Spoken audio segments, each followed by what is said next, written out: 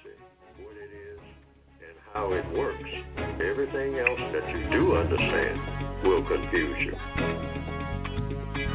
In all of these 9 areas of activity, economics, education, entertainment, labor, law, politics, religion, sex, and war. Anywhere on the planet, minute by minute, day by day, all of the time, all of the time, all of the time. Okay, we're going to go live here, and we are live now. Welcome, everybody, to the Counter Racist Code Show with Mr. Neely Fuller Jr., heard here on ProduceJustice.com and also on BlogTalkRadio.com. We appreciate it. And want to give a special thanks to Brother Robert and Moonpie, who make Mr. Fuller and myself sound so much better, and they watch out for us, and we thank them. We couldn't do it without them. All the books are in, so when Mr. Fuller talks about the books, and he will, as a matter of fact, all throughout the program, he will speak about the book, How We Must Focus to Be on Code. You will hear that word all throughout this program. And all the books are in. Chat room is open. Bay Monday is in there, and JJ, always there, having our acknowledgement, and they have our backs too. Also, phone lines are open. I see we have Darnell from Pennsylvania in here, and which reminds me, when you do call in, make sure, here's the number, 516-453-9921. Make sure that you press the number 1 button, as Monica in Buffalo just did. Thank you, Monica. And we will get to you. You can have a question or a VGQ. And don't make it too long, please, so that Mr. Fuller can answer all the questions. Somebody in the 201 just called. All right. And the 213, I believe that's in Los Angeles. Okay. All right, let me get this together here. I think that's all the preliminaries. Okay, let's start off with this, and then we'll go down the line. This is from Gigi. This is from the Gmail. She says this. Oh, first of all, good morning, Mr. Fuller, and how are you? Good morning. I'm still learning. Okay. I don't want to forget to make that acknowledgement. Okay. This is from Gigi, from the Gmail. She said, since any white person that is able to be a racist should be considered as suspect, can anything be trusted that they do or say when it affects non-whites directly or indirectly in favor of the global system of white supremacy? Mr. Fuller, you've given the term, the system, a compensatory definition in your word guide that somewhat resembles the dictionary definition of the system, which is a thing or a body that has every part it consists of working together for its purpose. Your definition, Mr. Fuller, narrows it down to thoughts, speech, and action. Is this because there is nothing more to human existence other than thought, speech, and action, Mr. Fuller? Thank you. Not that I know of. People think, people speak, and people act. Now, if there's something else that people do, that can be added on. I don't know what it is. Thought, speech, action. All creatures think. They speak in their own language. They have their own way of communicating. Insects, birds. When you hear a bird in a tree, making sounds, that's a form of communication with other birds. That's speech. And then they act. They fly. They reproduce. They go looking for food. They build nests. These are actions. So people are the same way. Thought, speech, action. If there's a fourth way, well, somebody can tell me what it is. Okay. All righty. All right, Gigi, there you have it. Mr. Fuller has just answered your question, and SWA has joined the conversation. You can do that too. All you have to do is call 516-453-9921, press the number 1 button, and there you go. Okay, let's immediately go right here. We're going into Pennsylvania, and let me see here. We can get Darnell. Okay, Darnell, you're on with Mr. Fuller. What is your question? Good morning, Mr. Bobby. Good morning, Mr. Fuller. Morning. Good morning, sir. Well, today is about the word persistence and how I can, as a victim of racism, white supremacy, be persistent according to the code to better produce justice. Mr. Bobby, I would like to stay on the line if I can. Okay. Thank you. You just be persistent about whatever it is that works for you. Persistence just means you just keep at it. So anything that works for a constructive end and you see constructive results from doing it, that's what you do. And if it works consistently, if you persist in doing it and consistently you get a constructive result based on what it is you're trying to do, you just keep doing it. Like preparing food, or you catching a bus at a certain time at a certain place and you find out that works best for you to get to work on time, that's the bus route that you take. It's the same way with anything else. You do the things that work, that will produce the most constructive result.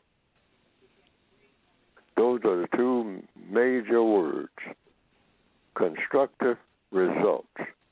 That's what every black person should be thinking about doing 24/7. It's not supposed to be a minute that any black person on the planet is not thinking about doing something that's going to produce constructive results. And if you produce constructive results, the concept is all problems will be solved. Black people are always saying, as most people on the planet are saying, I have problems. I don't know of anybody that doesn't have any problems. All people have problems. Maybe not consistently, but they have problems of some type that come up every day. Small problems, large problems that have to be solved. So every time a problem comes up and you have the best possible answer to solving that problem, doesn't get any better than that. That's the compensatory codified concept. Constructive results. You do something. Getting back to that doing part, thought, speech, action. You do something or you say something. And when you do it or say it, you get a constructive result. Can't be any better than that. And that's something we need to lock on to.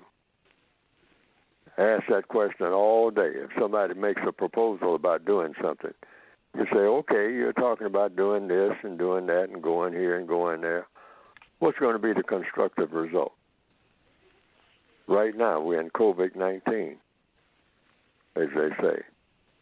And they say, well, I'm going to a party. You're going to a party?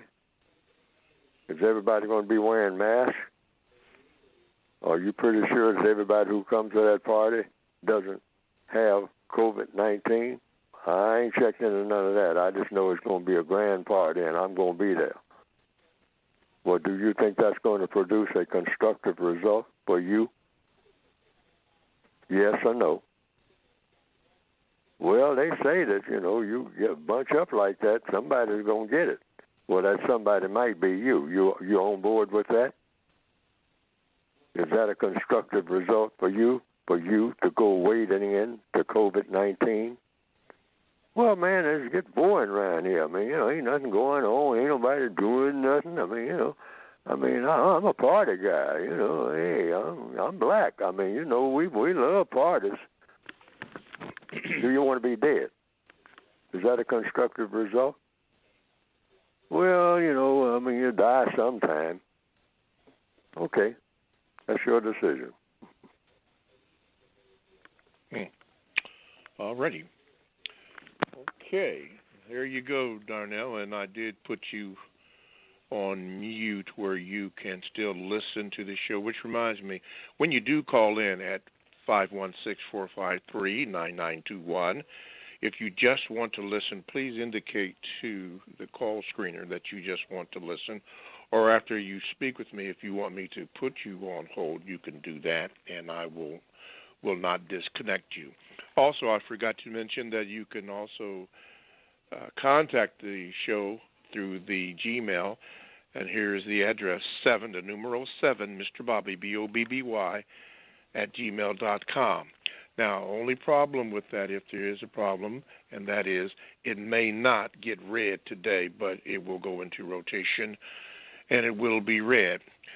Okay, let's do this. Let's go to the 201. Get ready, Gregory, in West Palm Beach. Here we go. Okay, Gregory, you're on. Good morning, brothers. Good morning. I have two questions for Mr. Fuller, if I can get them in, Mr. Bobby. My first question is, Mr. Fuller, during the pandemic, it seems as though the things that we as black people have been doing is really just battling each other with singing and rapping. I haven't heard of us doing anything constructive, other than that when we see so many needs and things that are going on. So what do you think about our response with everything that's going on right now? The question is, what do I think about what's going on right now in the form of what? What do you think of the response of us as black people during this time? Everything that's going on right now. I lost some words in there somewhere. What do I think about black people doing what? Our response to things that are going on currently. Oh, our response is not constructive. We're not doing things that get constructive results. Black people are notorious worldwide. We got that reputation. You want to get a non-constructive result, bring some black people around. Anything that's constructive going on, that's out. That's not going to happen. Everything that's non-constructive, you can say, hey, and the black people, they're famous for that. They almost brag about it. Just looking for something. As long as it's not constructive, it's not going to produce a constructive result. That we're addicted to it. That's our reputation. And what's going on right now, in answer to the question, black people, they say a lot of black people, the illustration I just gave a while ago, they have had huge parties of black people not wearing masks because they just got to have a party. And at the party, even before the COVID-19 kicks in and kills a bunch of people who are at the party, black people know traditionally, going back as far as I can remember, if that party is big enough, there's going to be some killing. Black people go to parties looking forward to some killing. Truth be told, but we'll never say that. You won't find a black person who'll say, oh, no, that's just something that happens, and, oh, it's terrible when it does happen, and I never thought that anything like that would happen. 2,000 black people get together at a party. We're peaceful people. We love each other. Black lives matter. Oh, yeah. Well, the record doesn't show that. You get a whole bunch of black people together, something evil is going to happen. You can guarantee it. And a whole lot of it. We love it because we've been trained that way. Trained by whom? By the white supremacists. They know what's going to happen. They joke about it back behind the fence. They say, well, there they are. They're all bunching up. You get a bunch of black people together, they don't know what to do with themselves except something that shouldn't be done. That always winds up harming themselves.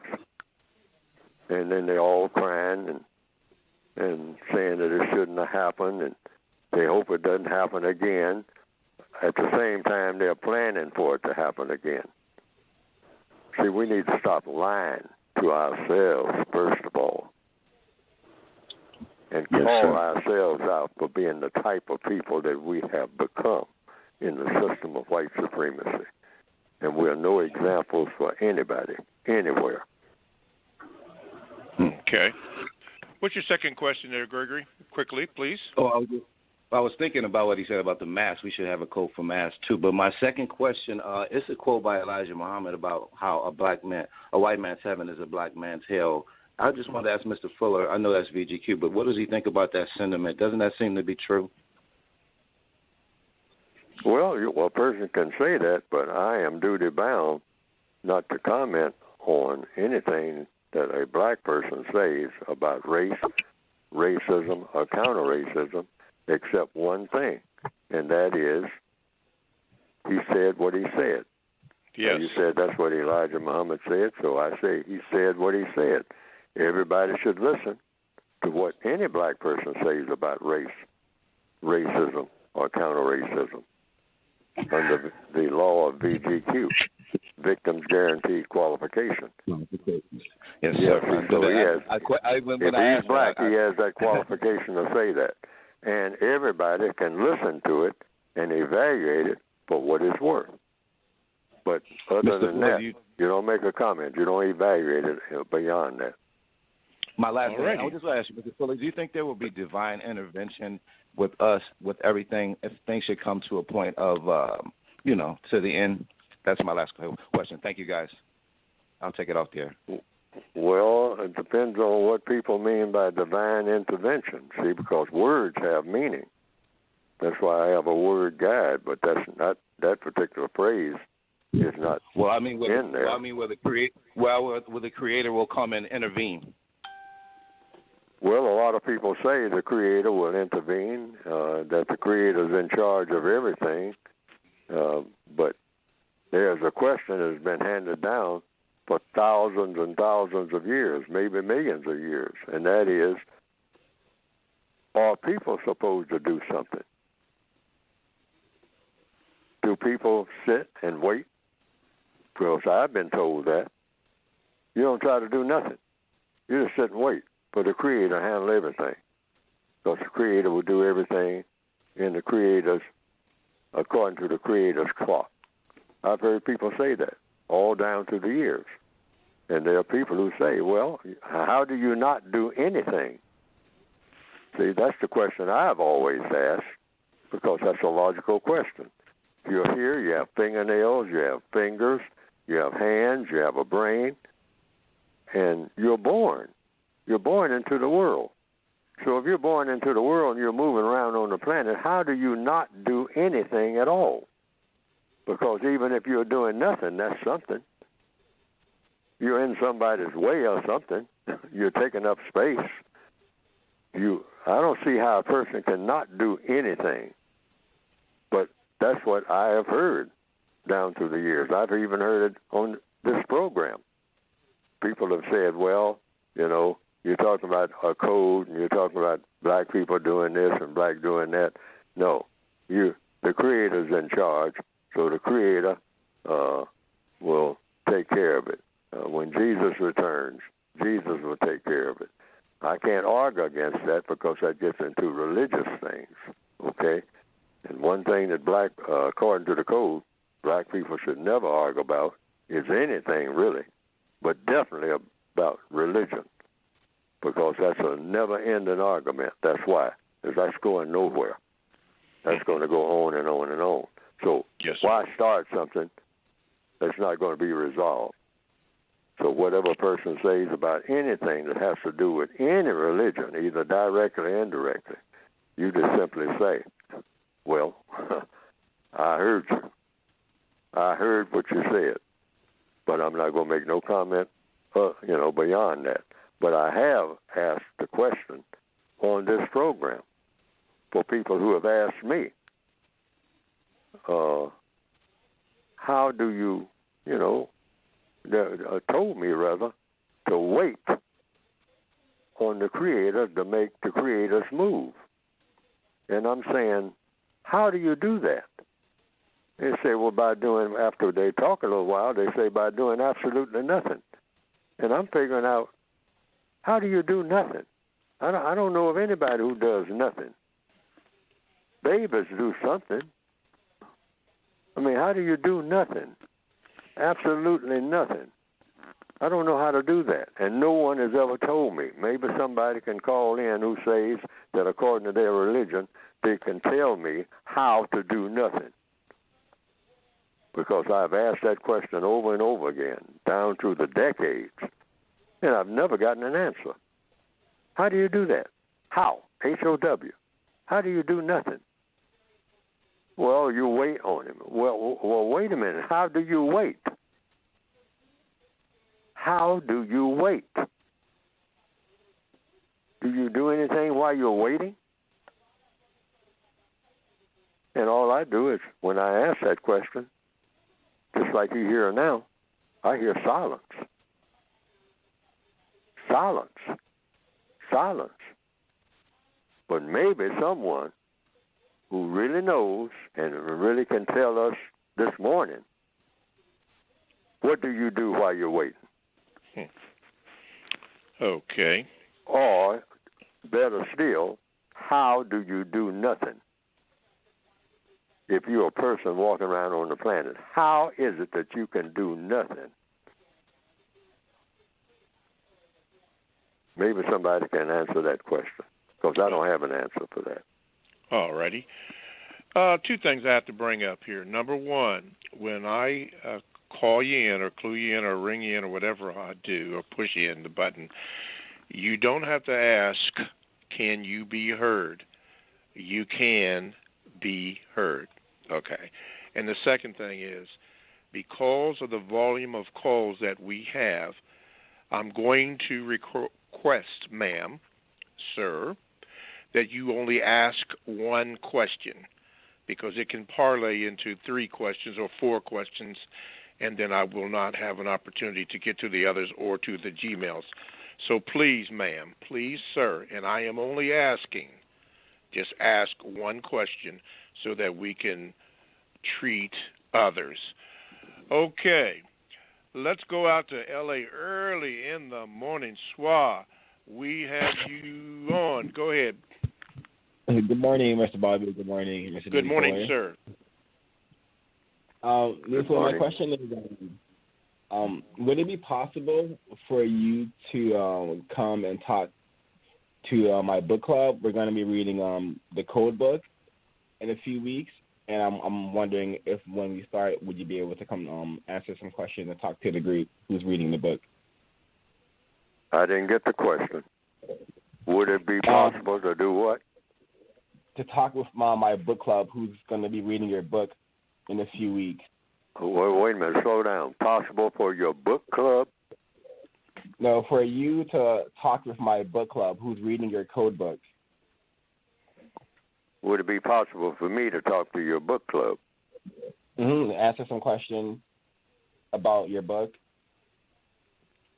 Well, no, the only venue right now I have is this vehicle here called ProduceJustice.com. That's the only way I do it. I used to travel and make speeches and all that, but I don't do that anymore. I stopped doing that back in 2007. I say that again. Over the phone, like on Zoom. Slow down. Say that again. Like over the phone, would you be able to come talk like on Zoom? No, I don't do that. I only do that on this program and other programs that are formalized. ProduceJustice.com, the Carl Nelson Show with WL, and 1 or 2 others, and that's just about it. I used to do things like that, but I stopped doing that quite some time ago, and for a logical reason. One thing I got to replace, I got too much on my plate, too many things to do. And then the other, originally, I had the book as being that vehicle. Actually, I'm kind of stretching what I'm doing with this program with the book, just by calling attention to the book. I'm using this program to call attention to the book, because the book is written not to be built around a personality. personality in this case being Neely Fuller Jr. Because black people have a tendency to look for leaders because we've been trained that way. The white supremacists always want. They'll appoint us leaders, all right? And they're good at that. And so the code concept is, what about every black person on the planet becoming his or her own leader? Now, that's dynamite, in my opinion, against the system of racism and for the system of justice.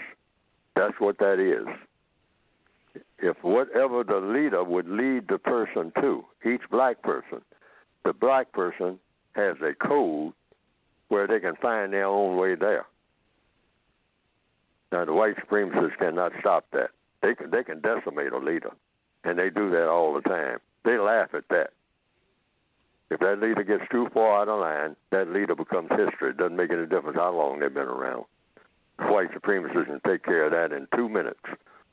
They got a million ways to get rid of a leader. See, so they laugh at that whole concept. So black people, in my opinion, need to get rid of that and say, hey, what do you mean, who's my leader? I'm my leader. They say, well, what about your brother standing next to you? He's his own leader. What about your sister down the block there? She is her own leader. Okay, well, what are they following? You know, they're leading, and they're leading themselves, but are they following anything? Yes, sir. Yes, ma'am. They're following a code. Code? A code invented by whom? Well, not by anybody except the Creator. Cause and effect. That's the code. Oh, are you talking about something like Neely Fuller's code? No, Neely Fuller doesn't have a code. Neely Fuller reveals the code that is right there in front of you. That's all he does. He just points it out. The code is built into the universe. Well, what is this code? Cause and effect. That's all any code is. Constructive results or non-constructive results. That's all any move that any creature makes on the planet at any time. No matter whether it goes back 10 trillion years or whether it just happened 5 minutes ago. It's going to be according to a code, going to produce a non-constructive result or a constructive result, because that's all a code is. And if black people learn to do everything that produces nothing but constructive results, the white supremacist system will be out of business. Now, that's one thing that black people have not tapped into, but it's a very simple formula. And it can happen overnight, if not sooner. Not just dragging this out forever. This is the code of the universe. Everything is either constructive or non-constructive. If black people decide they're just going to do everything that's constructive and they're not going to do anything that's non-constructive, racism is out of business, because racism has black people doing everything that's non-constructive.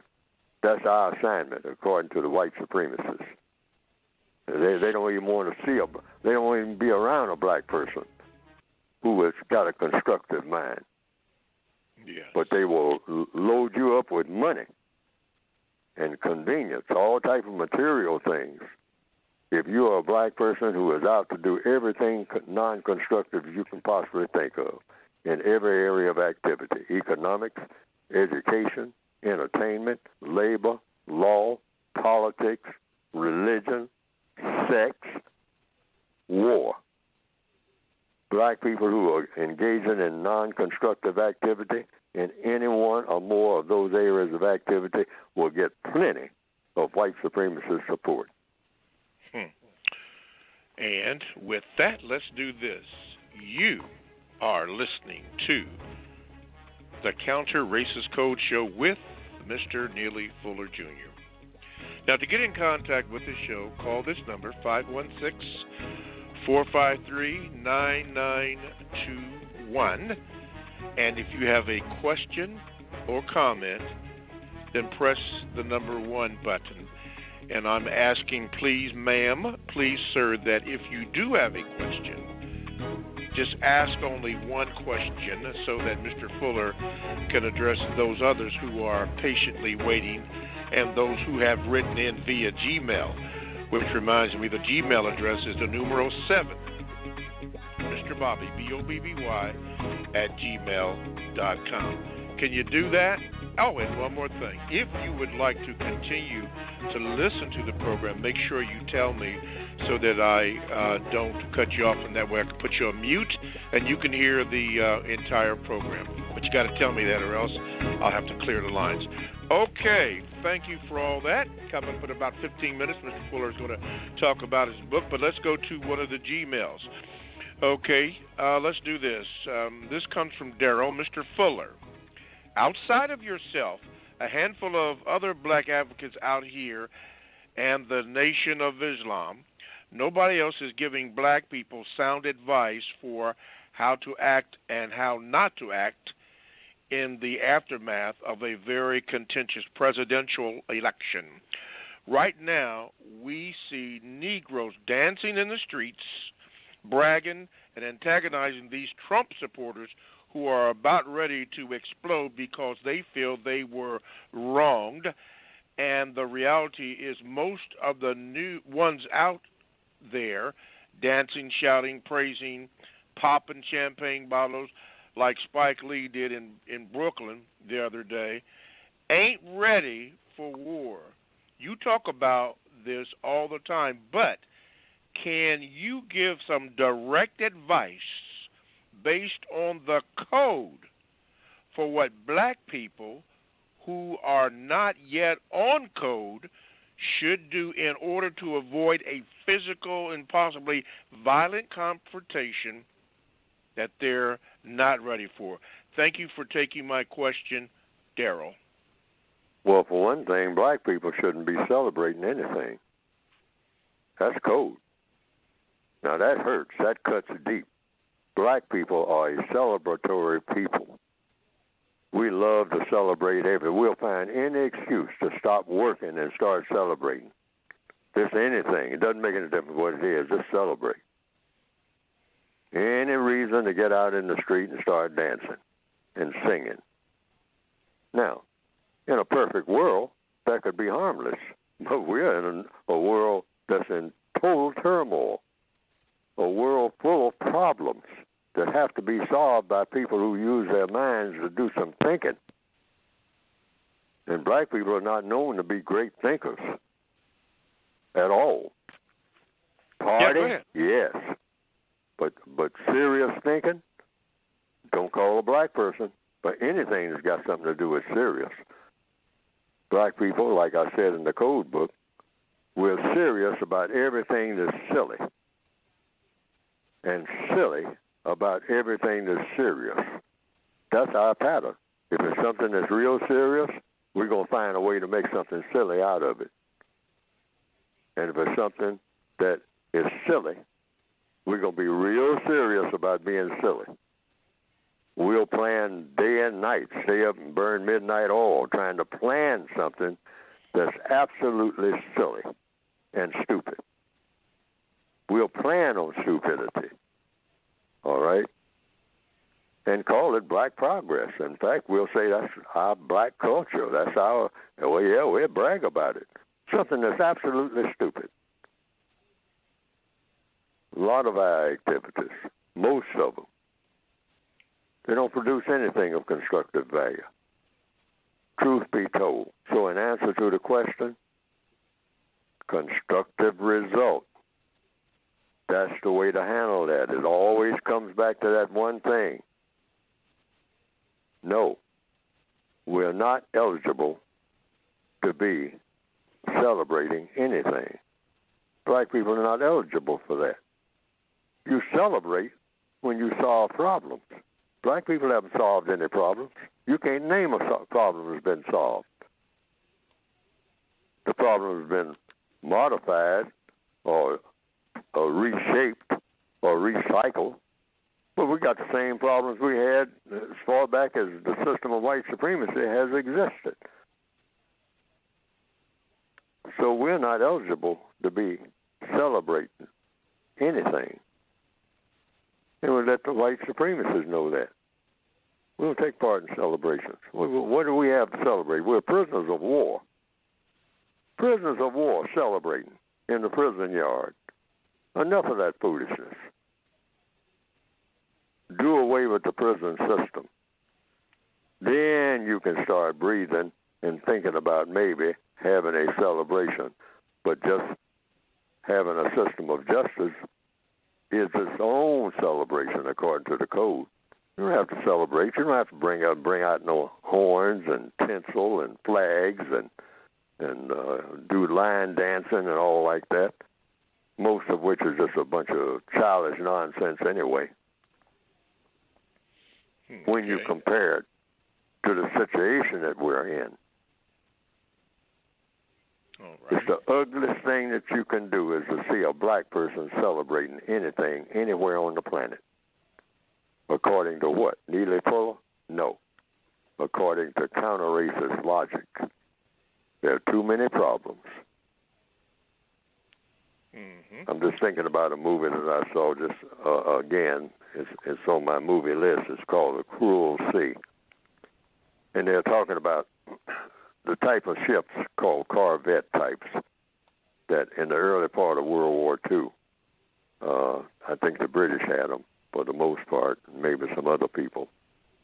And they were chased down submarines and tried to destroy them because the submarines were sinking ships right and left in the early part of World War II, German submarines. And there's a passage in there that said, you learn how to go without sleep and how to bury the dead and how to die without wasting anybody's time. Now, those people on those ships called sub-chasers, those are the kind of instructions that they were given. What you're going to learn on this ship, fellas, is how to go without sleep. Forget about going to sleep. You ain't going to sleep on no Corvette. All right? Sleep is a thing of the past. Remember when you went to sleep fondly, because you ain't going to get no sleep. And learn how to bury the dead, because you're going to see a lot of dead people.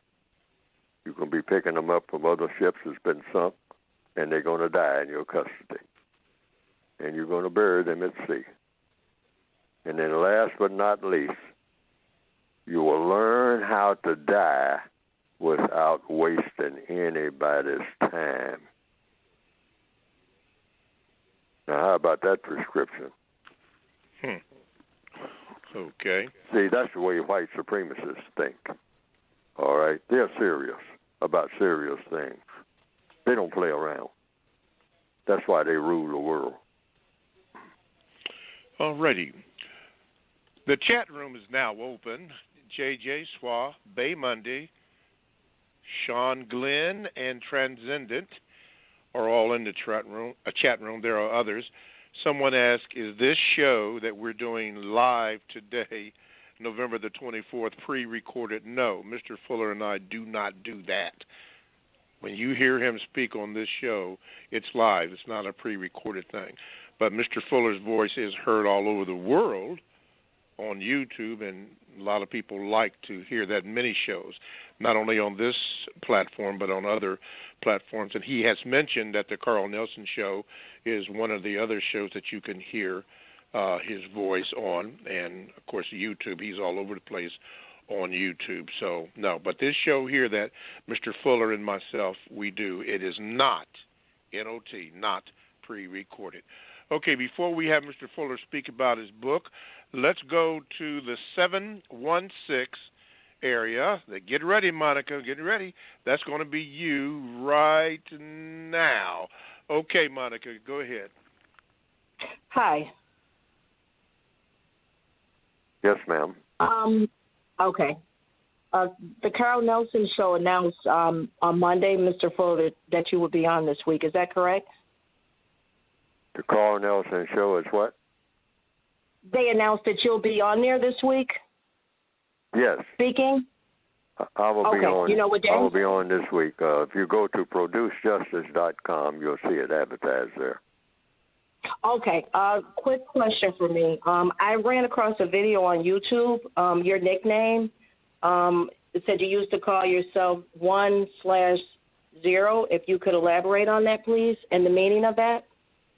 Yes, ma'am. I can.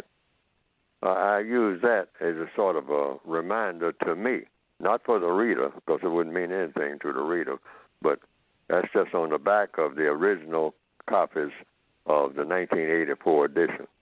I didn't add it to subsequent editions because it was addressed to me.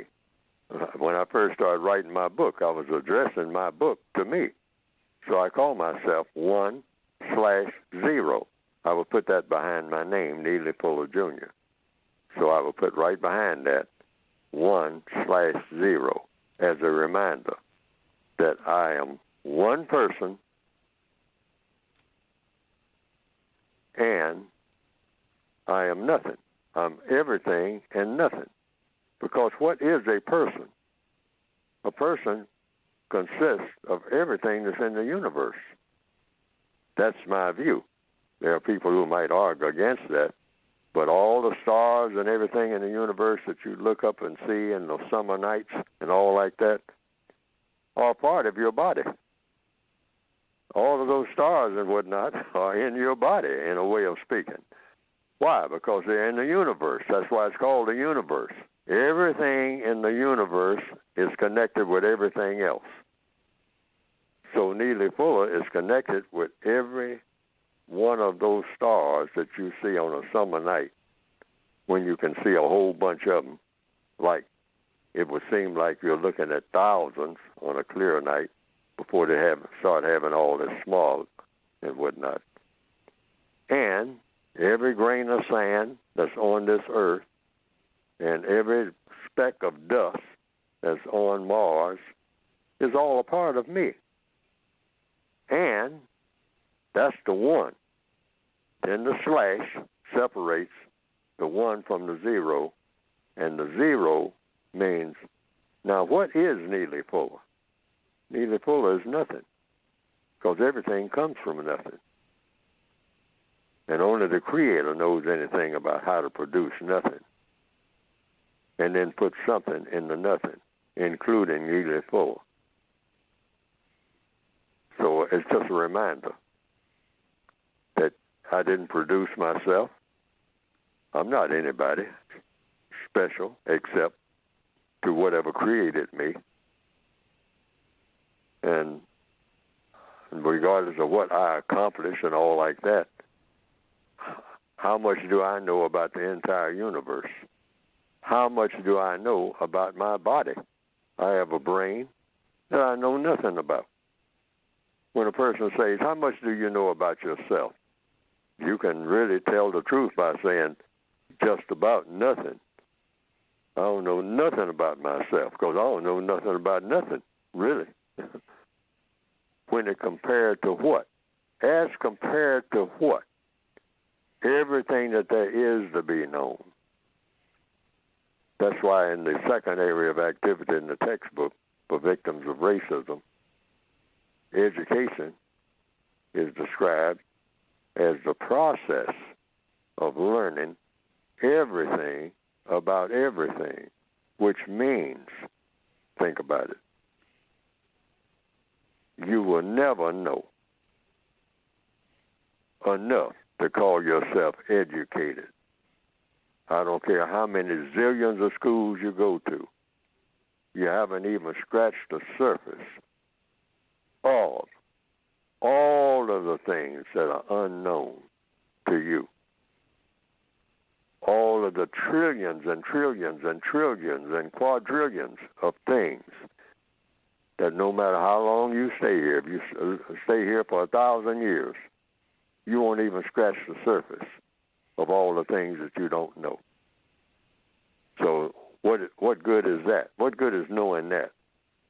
It's to keep a person steady trying to find out things. And stop going around with your chest stuck out talking about I'm educated. You're nowhere near being educated. Nobody is. Do you know everything that was ever in the universe? Do you know every rock that ever turned over on the moon? The name of the rock, what the size of that rock was 40 trillion years ago? Do you know that? Think so.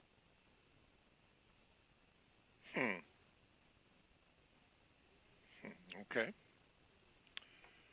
Everything and nothing. Everything and nothing. Okay. With that in mind, Mr. Fuller, everything and nothing, it is that time, since we've been speaking about this and you have made reference to this in the program today on Code, it's time to speak about your book. Yes, sir. You can get the book called The Compensatory Counter-Racist Code, United Independent Compensatory Code Systems Concept. Everything that I'm saying is a concept because it hadn't been proven. Something that hadn't been proven is a concept. So what I wrote the book for was to solve the race problem. The race problem has not been solved. So I got some concepts about the best way to go about solving it, and that is through the thought, speech, and action of each individual person who is the victim of racism. Because if we figure out what to think about and how to speak about what we're thinking about, and then what to do and not do on a daily basis, the concept says that will formulate a code that will solve the race problem. That's the equation. And do it on an individual basis, day by day, to erode the system of racism and replace it with a better system, which would be what? A system called justice. The system of justice should replace the system of white supremacy. And justice is what? Guaranteeing that no person is mistreated and guaranteeing that the person that needs help the most gets the most constructive help. And the code is all about having exact words and exact deeds that will accomplish that task. And through each and every individual person, so that that person becomes his or her own leader in accomplishing that task. And that's what the code book is designed to do. And you pick and choose the things that fit your circumstances. You open the book and just pick out things. I always recommend that people don't even attempt to read the book from front to back. It's not like reading a novel. Do that at some time when you have a whole ocean of time. But just open the book on a daily basis to any page and read what is there and see if it's something that you can apply. And then if you can't apply it at that particular time, at that particular place, turn to another page. You might stumble upon something that will cause you to think about what? About solving problems, because that's what black people need. Books, we need books now that are about problem solving, all right? Problem solving. Everything that a black person reads now and from now on should be about problem solving. We need that more than anything else. Not how to get some kind of thrill or something like that. That's not solving problems. Everything that we pick up, looking at a movie, we should look at a movie with one thing in mind. What are the lessons I can learn in this movie that will help to solve a problem? Otherwise, in a lot of movies, particularly movies that cast black people, you can look at them, it can be a 3-hour movie, and you will not learn not one thing about solving a problem. not one, unfortunately. But these are the type of things that the white supremacists support. But you can get the books by going to producejustice.com. Producejustice.com. And you can order from there. Okay. Monica in Buffalo had mentioned that Mr. Fuller, and he mentioned also, will be on the Carl Nelson Show, WOL, in Washington, D.C., and I got the information. He will be on this Thursday, it says here on the website that you can get at producejustice.com, November the 26th from 5 to 7 p.m., if you want more of Mr. Fuller. And I believe that show is live, the Carl Nelson Show. Is that correct, Mr. Fuller? Yes. Yes, it is. Okay. Excuse me. Yeah, that's where you can also pick that up. I plan on doing that myself, the Carl Nelson Show. Maybe I can learn a few things. Okay. So we will do that. Okay, Mr. Fuller, I have a Gmail here. It's before I get to you, Michael, from Cleveland. By the way, Everett from Houston, call back and tell the call screener, and I'll put you at the top of the line here. This comes from BD, Mr. Fuller. She said this, and I do remember this show. She said, Mr. Fuller mentioned that he doesn't listen to music past the mid-50s. My question is, do you, Mr. Fuller, think that music in the 60s, 70s, and 80s went on a decline? In my opinion, it just doesn't inspire me. I mean, very little. Some of it does, some of the lyrics and whatnot, and some of them. See, I usually play what you call music as background when I'm doing some thinking. Mm-hmm. So some of it is just instrumental, and I don't even know the names of some of the songs and whatnot. But I do know that when I listen to them, they help me to think. You know, I don't categorize. I'm like a lot of musicians have said down through the years. A lot of musicians have said that they don't like people putting their music into categories. I think it was Duke Ellington who once said he gets very annoyed of people who say he has a jazz band. He said, I play music. What do you mean jazz? He said, I'm not against jazz, whatever that means, and I'm not against anything. I mean, you know, I just play music. That's what I do. I'm a musician. I play music. What are you talking about? That, you know, putting me in this type of box and that type of box? And the code says, beware of white people who are always talking about black people being in a certain genre, you know, that this is for black people. This is for black people over here. This is for black people over there. The code position is, wait a minute. The white supremacists are always talking about fitting us into some type of box, like a jail cell, like a casket. That's a box, all right? So they fit our minds in the boxes and our art in the boxes. Whereas we should take the position, wait a minute, I'm doing my thing. I'll make the category that I'm in. I'll decide what category I fit in. I don't wait on you to decide what kind of category I'm going to be in. Category of slave, all right? How about that box? Okay, so that's what that's really all about. So I'm the same way. I just listen to something like someone, I was listening to Frank Sinatra, one of his albums that somebody sent me. And I have found that whenever I play that particular album, I think the person's name, who is a musician, is J.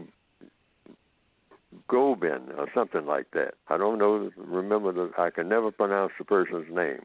I think he's a Hispanic. Anyhow, he does orchestration. And I never thought much of the album, but I put it on. And I find that when I'm writing or when I'm thinking, and it's Frank Sinatra singing, and years ago somebody said, Fuller, you listening to Frank Sinatra? Why don't you listen to some black music and whatnot? I said, that's not the way that I think. I put on anything, including people I never even heard of, that at the time helps me to think constructively, because the code takes the position there are only two types of sound, music and noise. So what's the difference between music and noise? Music is any sound that helps you to think about doing something constructive. That's music, by definition, codified definition. Noise is a sound that helps you to think about and doing something non-constructive. And that's all that there is. There's no such thing as white folks' music, black folks' music, Asian music. It's whatever you think about doing when you hear it. That's music. If it's constructive, the thing you're going to do, it helps you to do something constructive. And if you're thinking about doing something non-constructive, that is nothing but pure noise. I don't care how popular it is on the top of the charts. That's noise, because it makes you think about doing something non-constructive. And you wind up doing something non-constructive. It's where it takes your mind. There's two types of sound, music and noise. That's it. Not white folks' music, black folks' music, all of this. That's something the white supremacists dreamed up. Okay. Don't forget that you can listen also to Mr. Fuller on the Carl Nelson Show, WOL, in Washington, D.C., on this coming Thursday, November the 26th, from 5 p.m. until 7 p.m. This information is also on the ProduceJustice.com website, which I just accessed. It is on there. You will find everything that you need to know about Mr. Fuller's publication, the books, the latest information, even past shows are all on that website at ProduceJustice.com. I say that because someone had asked about other times that Mr. Fuller speaks, and I certainly like to listen to Mr. Fuller in past shows on YouTube and so forth. He's done that, so let's do this. Let's do this one. We're going to cut it off just a little bit early so we can go into the second hour. You have been listening to the first hour of the Counter-Racist Code Show with Mr. Neely Fuller Jr. here at ProduceJustice.com and also on BlogTalk.com. We thank you for your listenership. We thank you for your calls and your emails, and we look forward to continuing that. The first hour of the Counter-Racist Code Show with Mr. Neely Fuller Jr. Stay tuned for the second hour coming up next.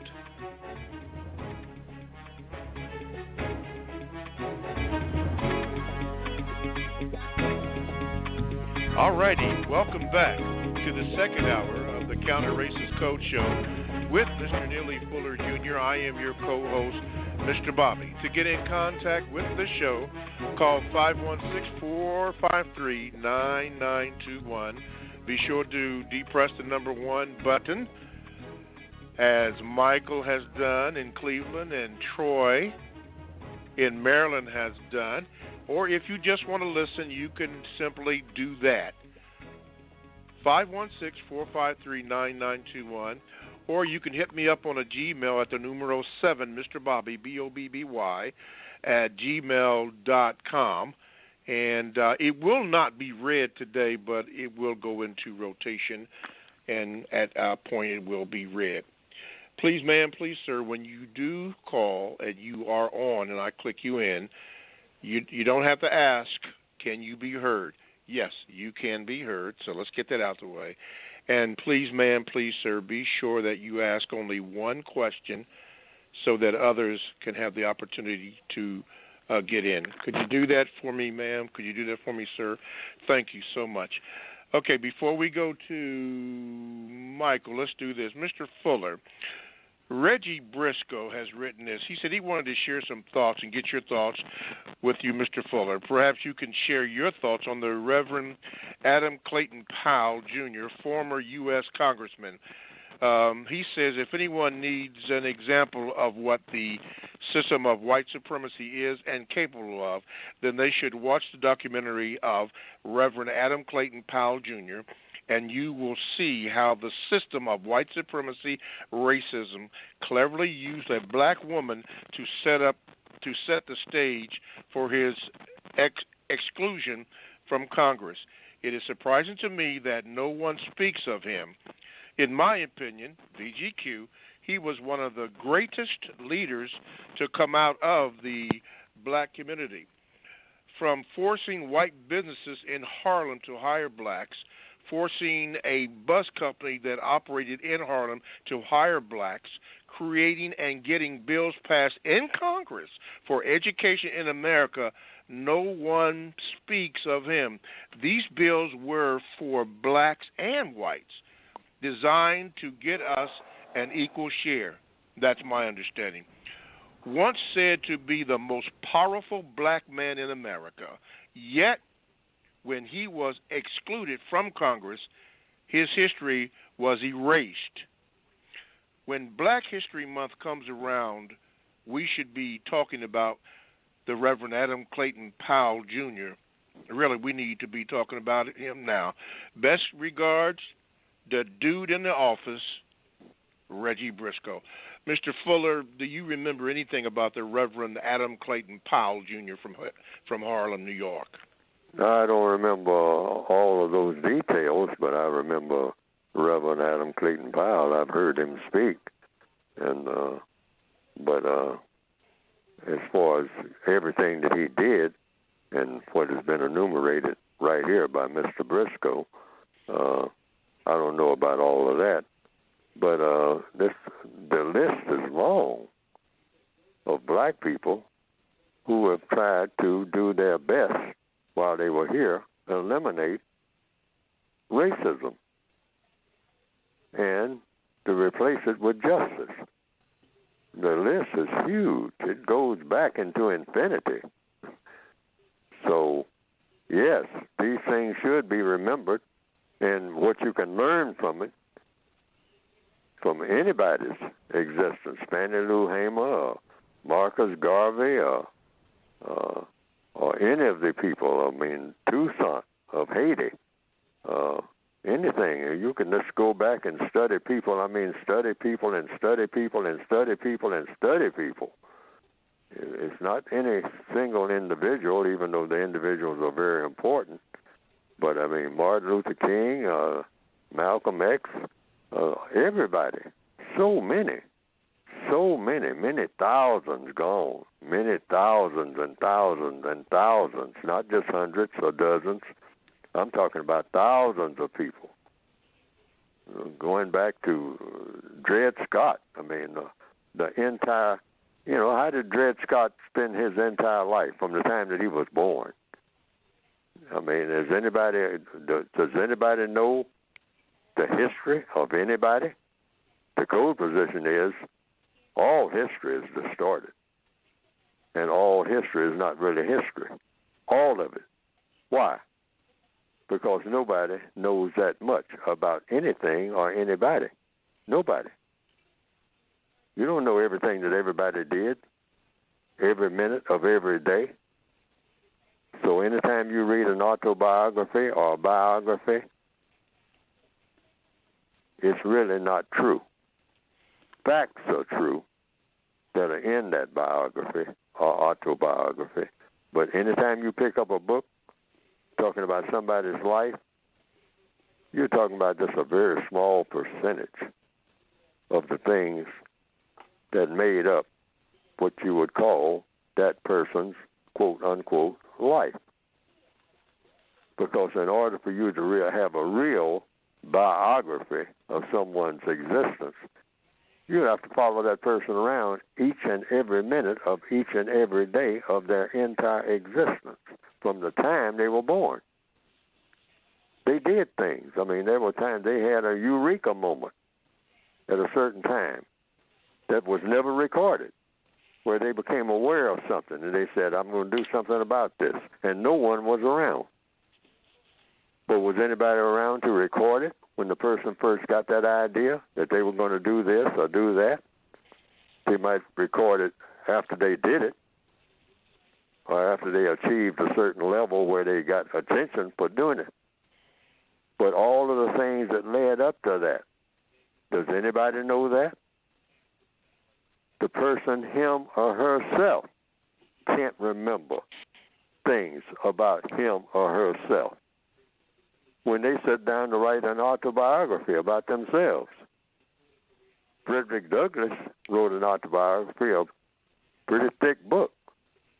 But I'll bet you there are dozens and dozens and dozens of things that are left out of that book simply because, not because he didn't want to put it in there, but things that he simply did not remember.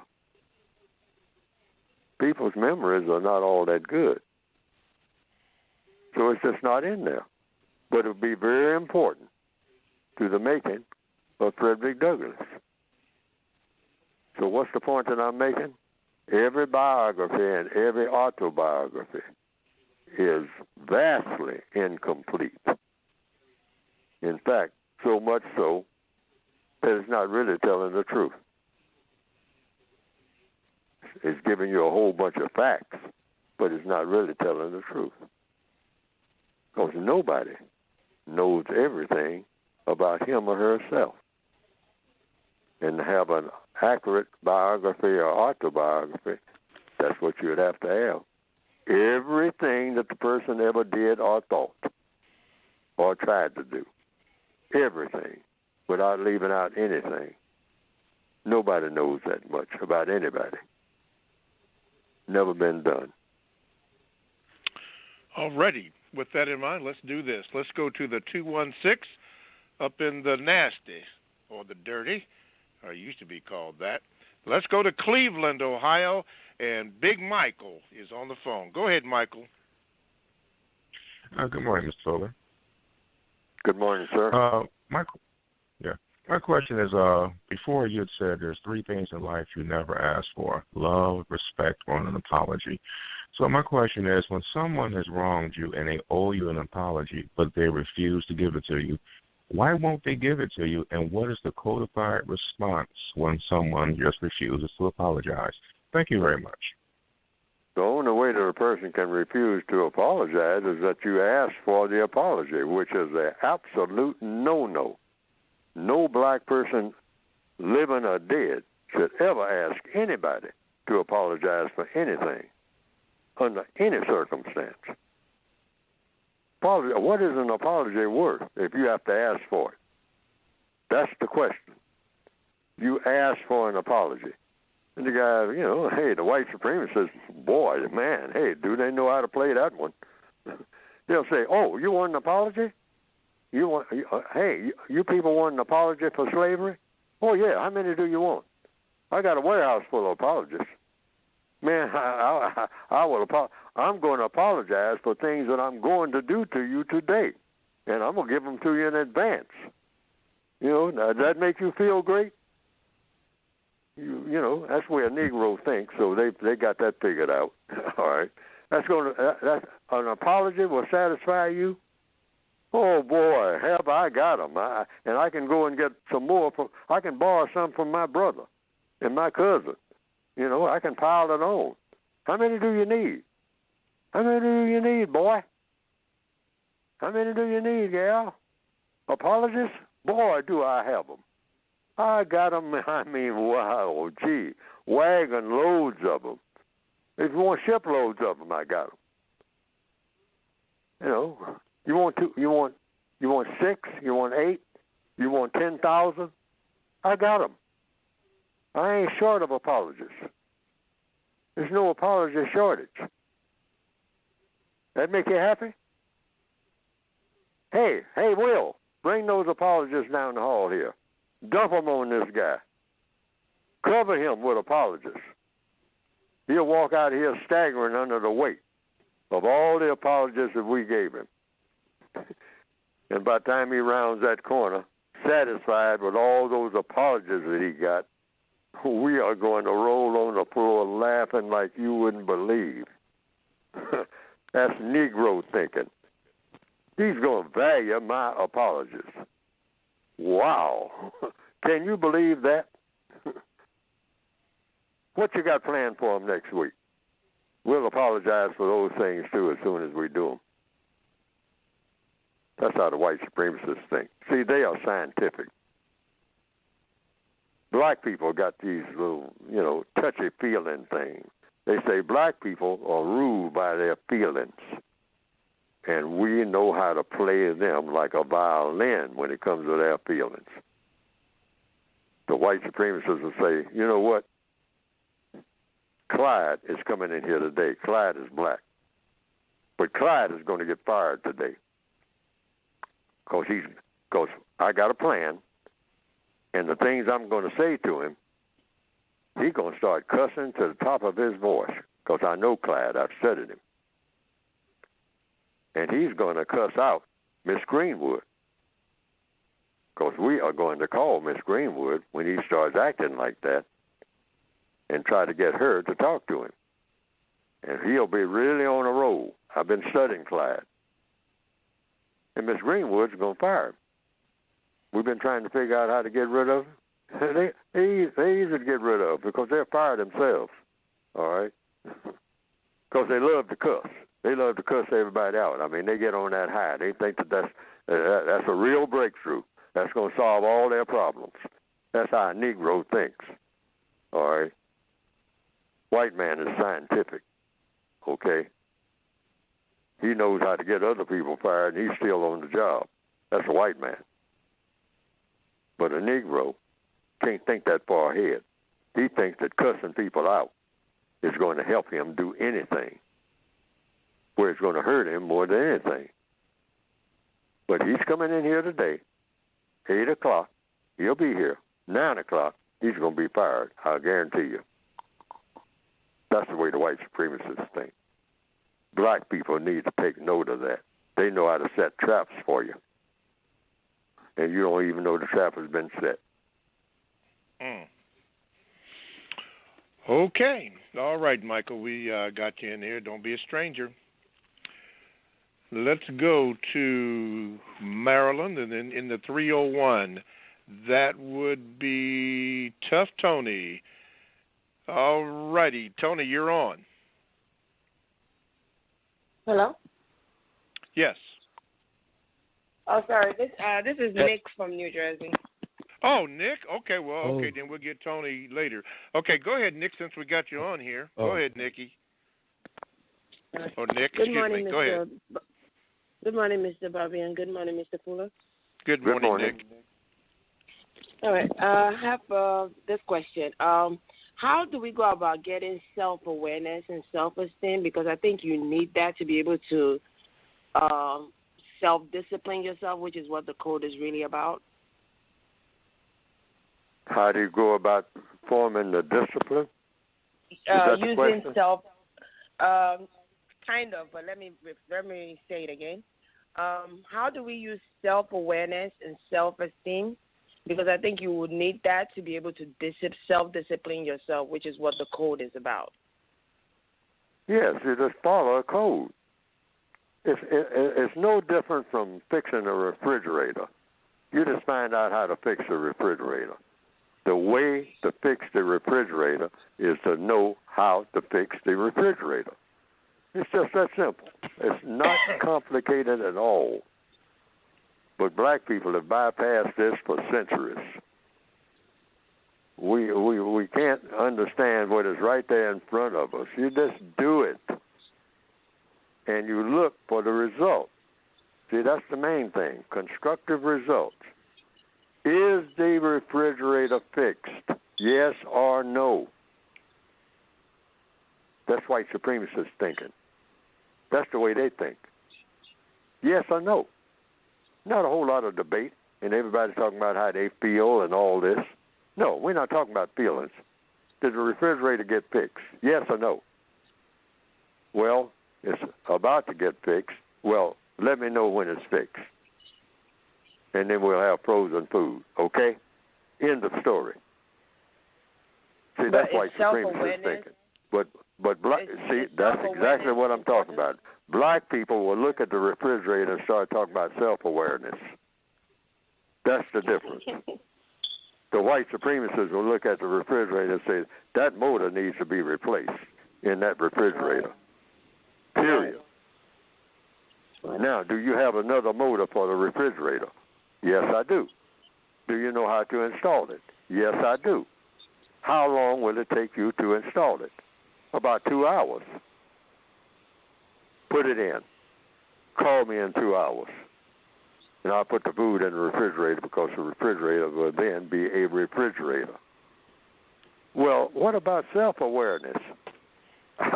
What? I'm talking about fixing the motor. You're talking about self-awareness. Well, hey, don't talk to me. Bring that motor in here and put that in the refrigerator.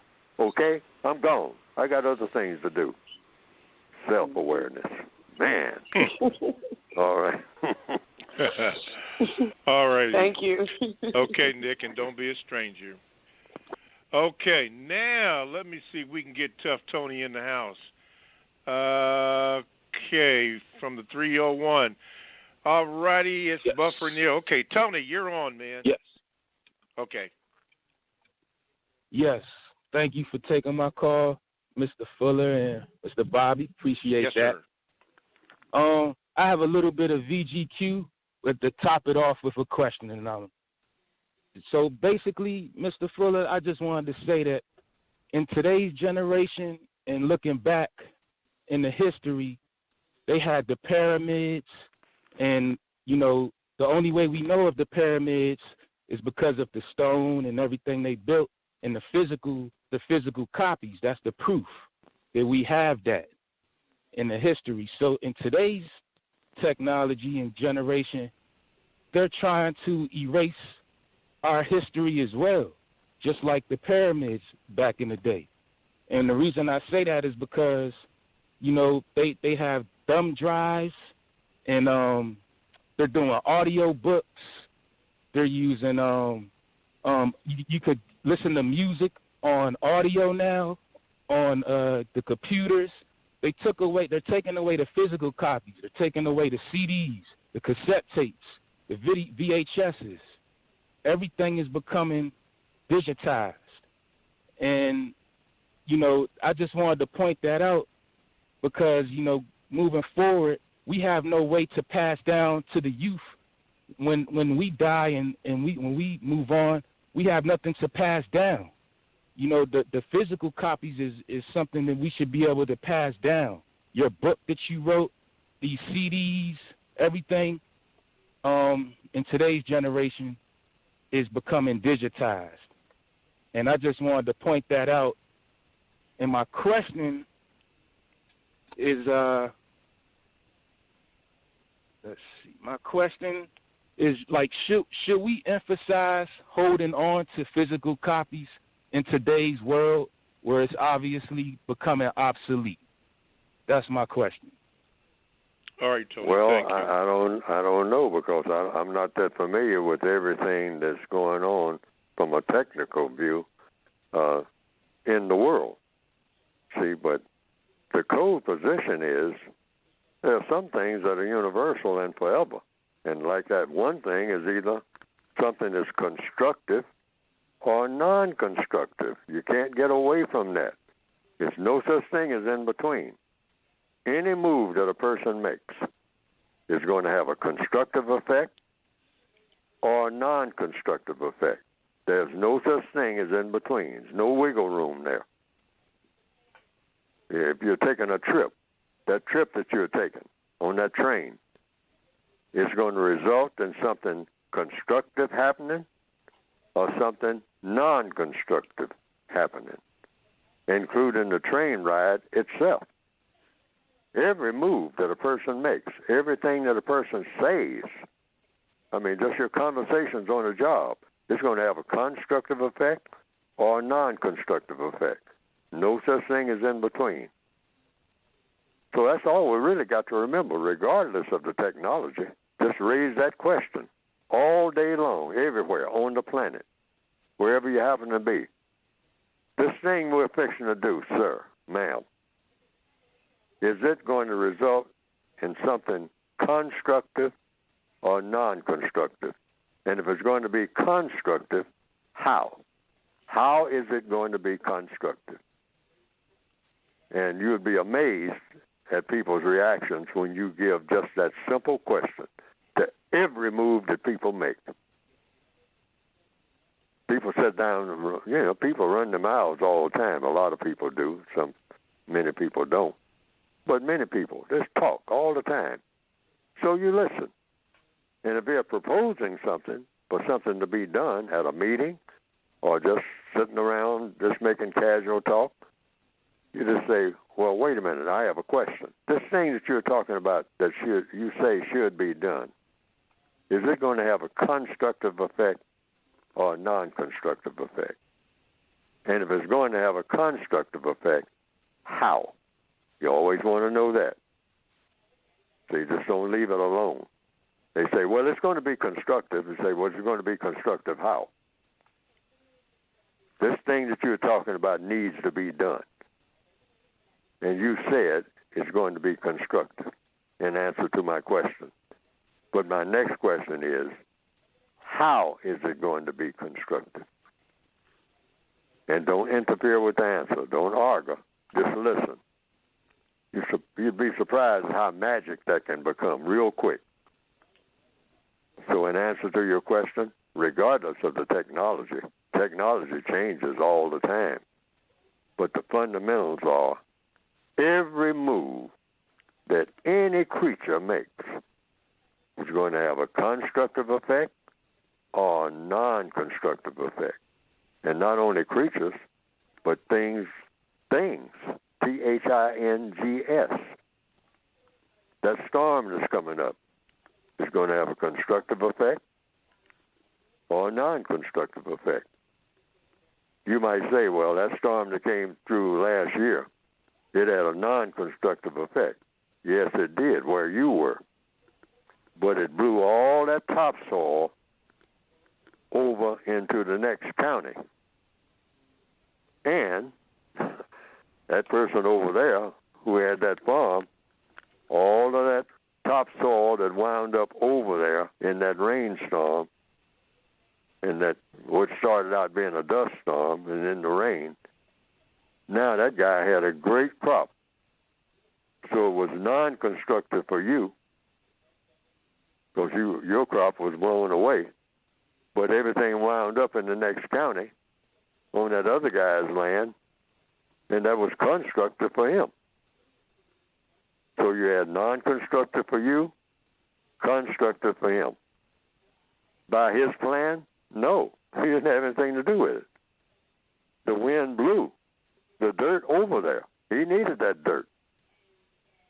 So your land was bare, nothing but sand and clay. No topsoil, as farmers would call it. You can't plant nothing. Can't plant nothing in sand, all right? But it blew all the dust away. And that dust, when the rain fell on it, it became mud. So mud serves a purpose. You can grow things in mud. Constructive, non-constructive. Yes, sir. All righty. Thank you very much for your call. Station engineers, this is what I'm going to do now. I am going to take a station break right now, and then I'm going to have Mr. Fuller talk about his book after that, and then we'll get to the callers. Right now, you are listening to the Counter Racist Code Show with Mr. Neely Fuller Jr., and if you would like to get in contact with the show, you can do so by calling this number, 453-9921. And be sure to press the number 1 button, and you will be in rotation for the next call, as we have people on the line that are doing that right now. Thank you for all those people that are doing it, and I'll call your name out and call you in, and you can do it. Okay. And the Gmail address, if you'd like to do that, is 7mrbobby@gmail.com. Okay, Mr. Fuller, I'm going to do this. I'm going to have you speak briefly about your book so I can go through the callers that are on here. They are blowing it up. Good. So, Mr. Fuller, speak about your book here for the next few minutes. Yes, the book is designed to solve problems. And the major problem, all the little problems that the book helps a person do on a day-to-day basis, because it's addressed to the individual person who is a victim of racism. That's one of the titles, a textbook, workbook for thought, speech, and or action for victims of white supremacy in all 9 areas of activity. And it's addressed to the individual person, because the concept is, if you solve the problems of each individual person, you automatically have solved the problems of all persons. And it doesn't get any better than that. And if a person can be his or her own leader in solving these problems, it definitely doesn't get no better than that. Because you're not looking around saying, I got to find my leader. And they say, well, your leader's sick, or your leader died last week. And then you boo-hooing and saying, well, when am I going to get another leader? Well, we don't know. That'll all come about sometime in the future. But suppose you had a formula for becoming your own leader. By doing what? By following the code that a leader would follow. Because every leader who's worth being called a leader is following a code. So if you have the same code, mathematically, you can do the same thing that the leader does. I mean, if you're following a person and watching them do plumbing, they're following a plumbing code. But suppose you knew how to read the same code that person that you're following is. You know, you're going behind them, watching them when they put the pipes in and all like that. Well, that's what this code is all about. It's making every black person his or her own leader.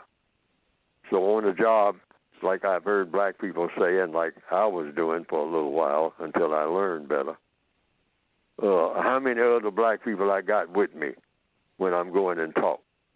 Because I got to have a lot of other black people with me, or I won't know what to do. I got to look around and see that we're all together. And if we're not all together, I'm in big trouble. Now, suppose you can say, I'm a majority of one. I don't need nobody with me to go and do some negotiating, all right? I'm my own negotiator. In fact, it ain't no negotiator better than me, all right? And so suppose every black person could do that. Walk in any situation and say, in 5 minutes, say, hey, I've been here 5 minutes, and I know everything that's going on here. You know, I got it all figured out. I got all these people figured out. I know how they think. I know where they're going with this. And I am going to leave here getting what I want. That's why I'm here. I got a code. I came in here with a code, and I'm going to leave here with a code. And they are going to be going according to the code that I'm bringing in here. Because I'm not coming in here looking for a code. I'm coming in here with a code that's going to slice through every argument that they got. Because the code is designed to do that. That's if people are opposing you. Now, that's what we need. That's the missing link. Black people have never even attempted to formulate a code for every situation. Everything that comes up, you got a code for it. Code meaning what? it will work. Every time you do it, it works. Plumbing code, electrical code, fire code. Every time you do it, it works. You don't want to do nothing that doesn't work. That's what we need. You don't want to say nothing that doesn't work, doesn't have the effect that you want it to have. And just giving an illustration, I give this on the air all the time, but black people keep doing it. Somebody's out there doing it right now.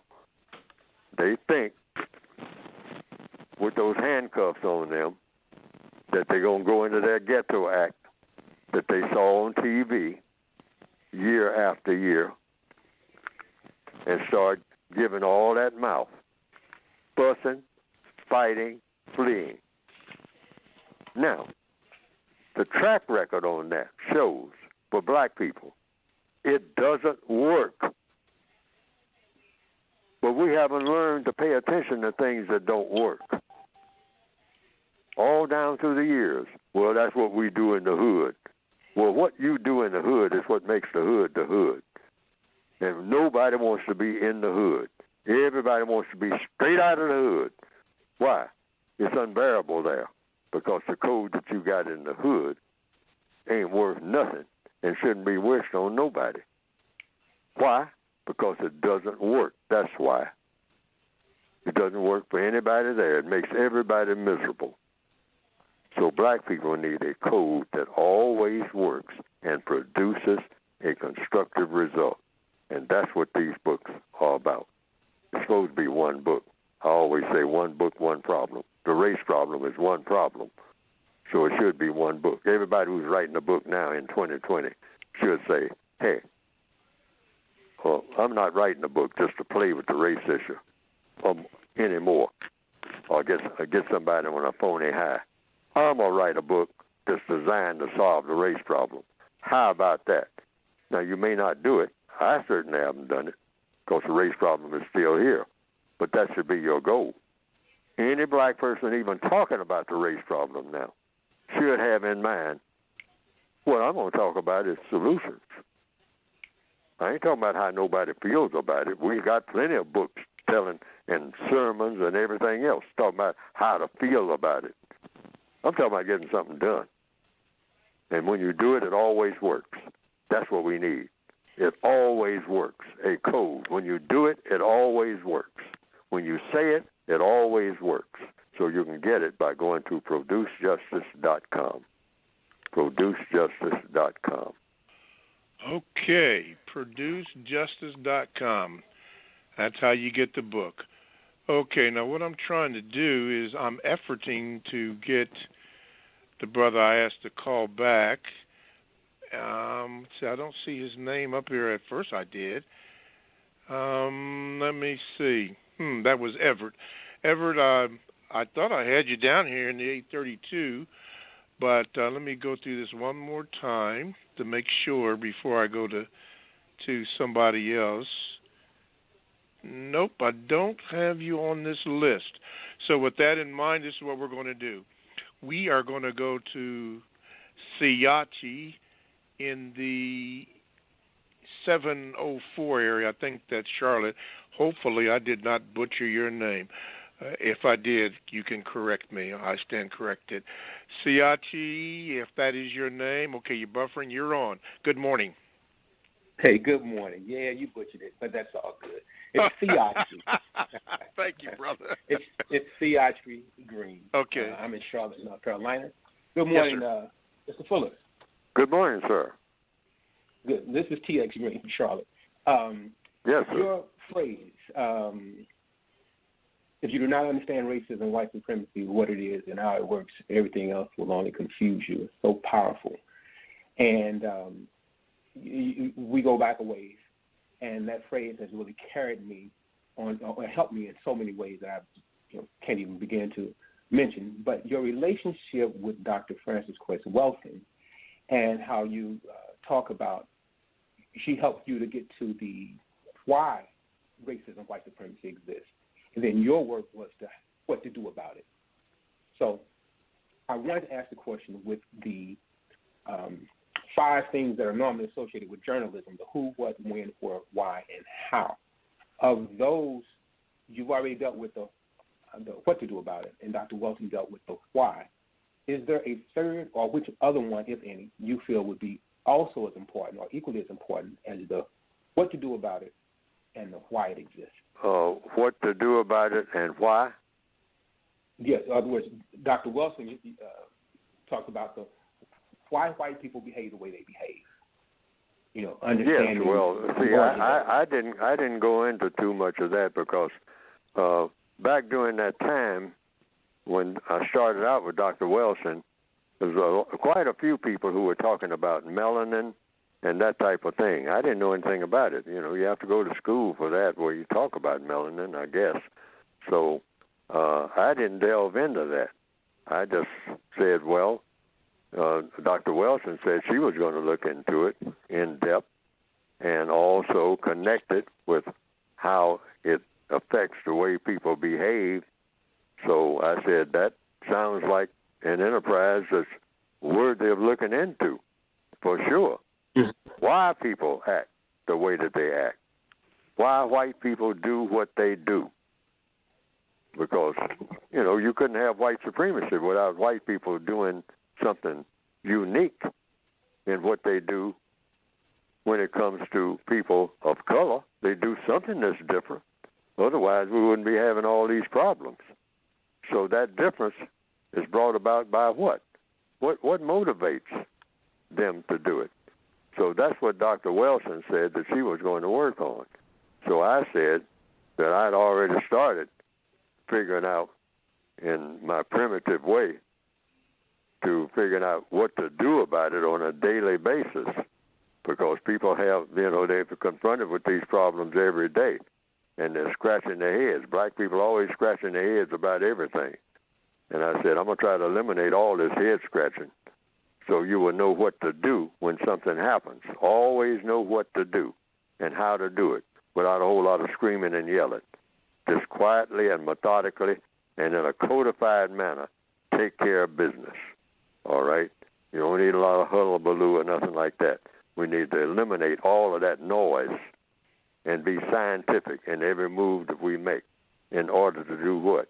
Get the most constructive result out of every move that we make. We need a code to do that. So that's what I started working on. And Dr. Wilson, through the years, she was working on the why white people behave like they do. I think she expressed that very well in most of her talks. Oddly enough, though, over the years, I heard very few of Dr. Wilson's talks because Dr. Wilson talked quite a bit. And she has many, many, many, many, many, many, many recordings of her viewpoints. So it kind of left me on the outside for quite some time after the 1970s because she was on the speaking circuit much more than I was. I would sometimes travel with her and go certain places, but she would be speaking in one place, I'd be speaking in another. And that's the way that usually worked. So there are just about everybody now who's familiar with Dr. Wilson knows more about her work than I do. It just kind of worked out that way. But we would talk every now and then and, you know, and come to some conclusions or no conclusions, just kicking around some ideas because that's what it was really all about. And what I recommend that black people do when they talk, just kick around some ideas about how to get things done and how to look at things in a different way. Look at the same things that everybody's been looking at, but look at it in a different way and explain it in a different way. Not just to be different, but so that an improvement will be made over what has been done before. So that's how that all played out. Okay. Don't be a stranger, my brother. Okay, let's go to the 972. That would be Dallas. And Bobby, you're on with Mr. Fuller. What is your question? Good morning to you both. In 1921, Black Wall Street had banks, hotels, movie theaters, a school system, etc. The racist white supremacy came in and demolished everything. My question, Mr. Fuller, if black people were to rebuild a new Black Wall Street, do you think this would put us on a path that we should be on as a people? It would serve a constructive purpose as a training ground. Yes, I think so, because that's what it was then. Black people learn how to run banks and businesses. Anytime you learn anything, that's a plus. That if you can use it for constructive purposes. To say that we'll just set up Black Wall Streets everywhere, that will serve a constructive purpose, in my opinion, but not nearly as constructive as what is needed. What is needed is, and we can't keep dancing around it because this is 2020, you're talking about, some people say, 2,000 years of racism. We got to be serious. And patchwork won't do. Wall Street is patchwork. You got to eliminate the entire system of white supremacy, period. Or we're just playing with it. We're just playing around. We're not going to make that inch and forward. I mean, you take 2 inches forward and then get 3 inches back. That's what we've been doing. 2 inches forward, 3 inches back, starting all over again. And then we shuffle forward, struggle forward. We even like that word, shuffle and struggle. We should be zooming, slicing right through everything that has to do with racism.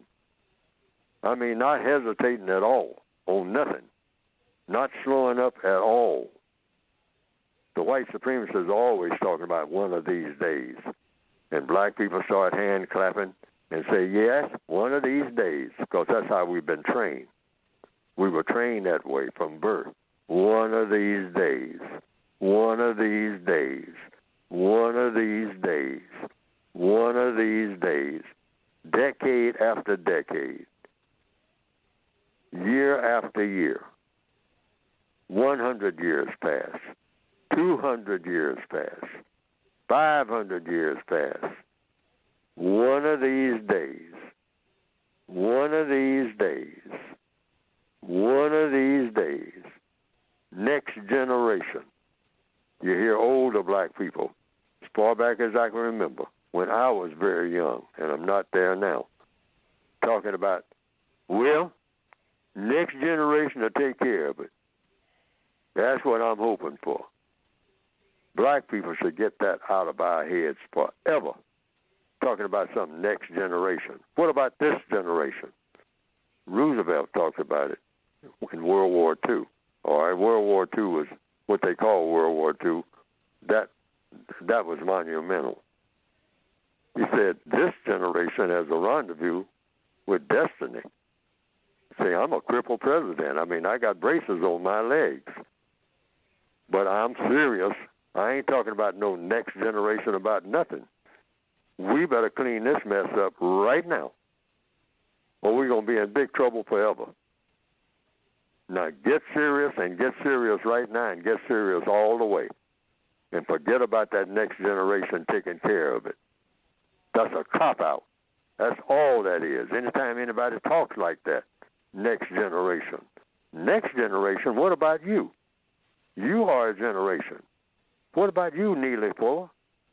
You should have cleaned this mess up all years ago. People shouldn't know nothing about racism.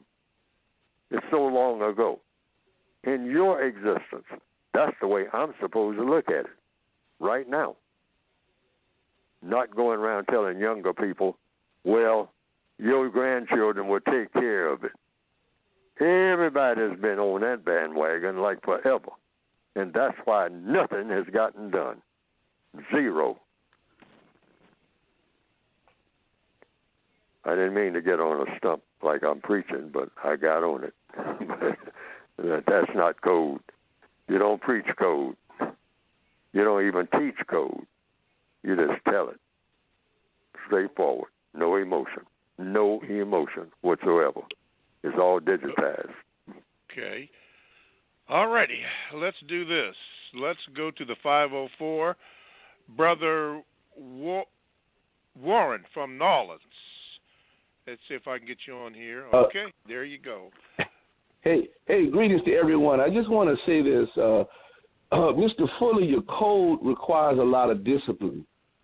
And what I've noticed about a lot of young people around the country, it seems to me they're using your code in a manner that not what you intend the code to be for. For example, I've seen a lot of people use your code as an attempt to support Donald Trump. Now, we know we suspect people of white supremacists, but what I found interesting with the use of your code is that, you know, people suspect Joe Biden might be a white supremacist, but there was never any indication that Donald Trump could be one. What is your recommendation to people who use your code for political motivations and use it to align themselves with, in this case, conservative right-wing agendas? See, we got the word conservative. I don't even know what a conservative is. And when I ask people what is a conservative, I get a whole lot of no answers. That's why we have to use in a code. First thing you do is get the language straight.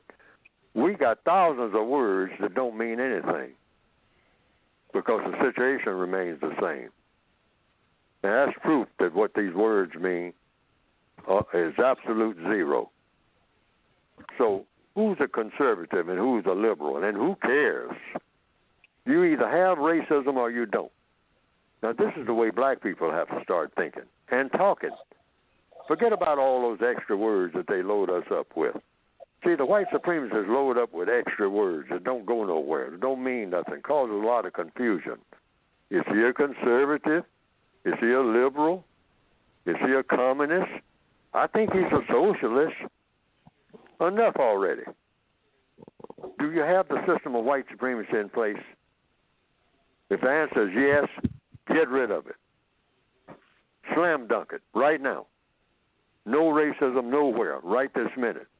Yeah, but you got to consult the conservatives. I ain't consulting nobody. I asked a question. Is white supremacy still in existence? Well, yes, it's here. End of story. You just answered my question. Now, should it exist? No. Okay. Get rid of it by noon today. It's 10 o'clock now. All right? That's the way every black person should talk. See, that's what I mean by having a code. You don't deviate. You lock on and you don't turn loose. You lock on and you don't turn loose. The white supremacists are experts at causing what? A word that's been used on this program a lot. Distraction.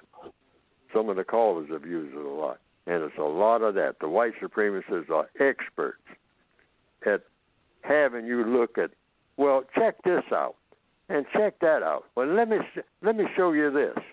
You went into the store to buy a pair of shoes. Now he's got you over there talking about axe hounds. Black people fall for that every time. You came there to get a pair of shoes. Focus on what you came there for. That's a huge problem among black people. We leave the store with a whole bunch of stuff and then get nothing that we came there to get. The white supremacists pull that stunt all the time. All the time. And they look at each other in amazement and say, they fell for it again. They fell for it again. This ain't no shoe store. But he came in here anyway. And we told him we thought we might have some shoes, but in the meantime, let me show you these axe hounds. And black people get diverted all the time. Conservative, liberal, capitalism, communism, socialism, all these, about 2,000 isms that you got to plow your way through. When you didn't come in there asking for none of that, you asked that the system of white supremacy be eliminated and replaced with the system of justice, and that's all. We ain't here to have no long discussions about nothing. That's what we want. It's going to take us about 5 minutes for this meeting. You know, this is not like some religions where you would take all day to say a whole lot of nothing, or some business meetings taking all day to say a whole lot of nothing and saying it very well. No, we're talking about doing something. Codification is about doing something and getting a result and getting it in slam dunk time. No dribbling down the court. Every time you touch the ball, it's a slam dunk. Touch the ball if you can't make a slam dunk from anywhere on the court. End of story. Or get off the court. That's the way we should be thinking.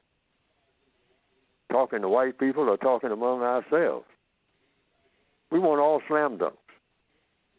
All slam dunks. Every player. Every player. We ain't passing no ball. We ain't doing no dribbling. You get the ball, you put your hands on the ball goes into the basket. Every time you put the hands on the ball, period. Do you understand that? That's the way we should be thinking here in 2020. Otherwise, we're lagging behind. We might as well be in 1680 or whatever, or 2,000 years ago, or before the Roman Empire, because that's what we've been doing. Our thinking goes way back before the Roman Empire in the way we are approaching this thing right now. Too much garbage in the way. Get rid of the garbage. Open up that highway and go zooming down the highway. No struggling. No stopping. No stop signs. No slow signs. Nothing. Burn rubber. Okay. Mr. Fuller, we have 8 minutes and we got 2 calls, so let's see if we can get them in, hopefully. Let's go to Marquiru in Charlotte. Let me see if I can get you up here in Muco. Okay, you were buffering. Okay, Marco, quickly go ahead with Mr. Fuller. Yes. Thank you for the opportunity to talk to Mr. Fuller. I was introduced to the code by T.X. Green, who called in earlier back in the 1990s. And I've used a lot of the work, particularly the 4 phases of white supremacy: establishment, maintenance, expansion, and refinement, and how these cycles are repetitive. I would like for Dr. Fuller to discuss the current political situation, since politics is one of the 9 areas of people activity.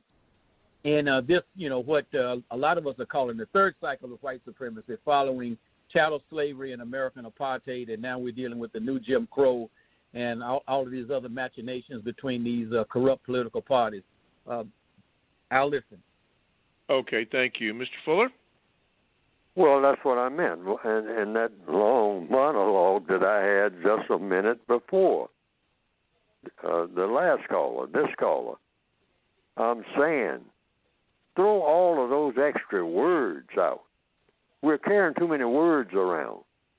Well, do you think he's a conservative? Well, I don't know. He might be a part-time conservative and whatnot. I think that lady that they got, that white lady, recently, she seems like she's kind of leans toward being liberal. We need to get rid of those words, period. Is a lady a white supremacist? Yes or no? See, these are slam dunks. Mm-hmm. Do you suspect her as being a white supremacist? Either she is or she isn't. Yes or no? Well, the code says if the white person is able to be a white supremacist, you know what the code says? Goes right to it. If any white person who is able to be a white supremacist, probably is one. Should be suspected of being one. See, that's code. See, that's code and that's cold, which is what we need. If you're talking about temperature and whatnot, we need stuff that goes straight to the point, razor sharp, no dribbling down the court. Well, is he or isn't he? Well, at one time, he was with that party And that part, there were some people in that party that was connected with the Ku Klux Klan, and hey, the white person is a white person in the system of white supremacy.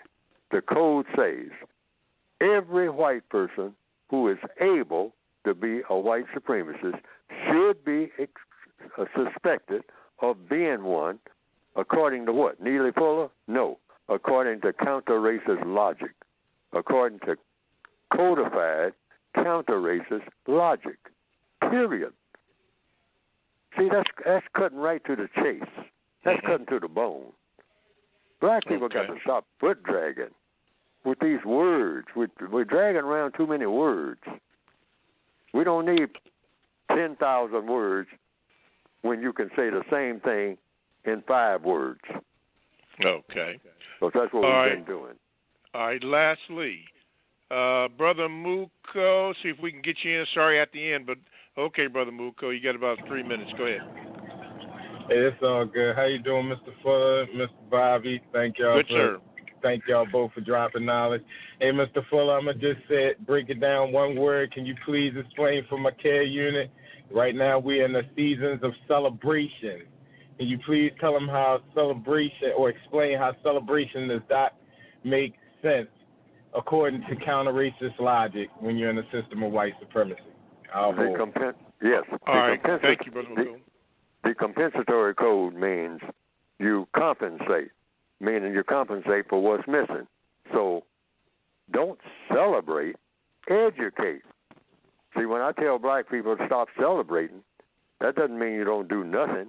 Stop celebrating and just do nothing. No, you replace a celebration with education.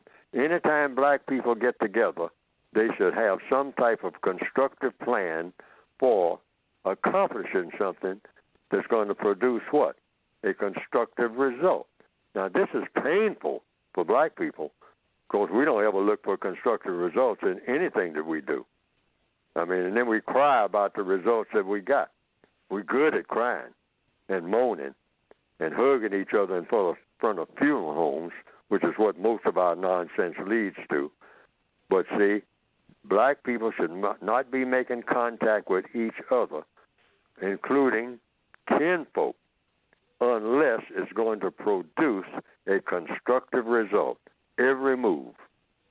And as soon as the constructive activity is over, see ya. See ya. And I'll get back to you when we get another constructive program going. Okay. Thank you, Brother Muko, for your call. We got about a minute to go here. Mr. Fuller, thank you. Thank you for your callers.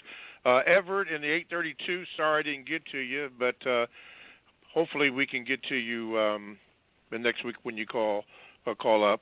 Don't forget, Mr. Fuller will be on the Carl Nelson Show on WOL in Washington, D.C. on Thursday, the 26th of November from 5 p.m. until 7 p.m., and it will be live. That's the Carl Nelson Show on WOL in Washington, D.C. Mr. Fuller, I want to thank you for your time and answering the questions. Those in the chat room, thank you for being there and being very supportive. Callers that are on the line, we try to get to as many as we could, and we'll try to do better the next time. So you have been listening to the Counter Racist Code Show with Mr. Neely Fuller, Jr. Turn in next week as we will attempt to do it again. Thank you for your calls. Thank you, Mr. Fuller. Thank you. All right. And thank all of the listeners.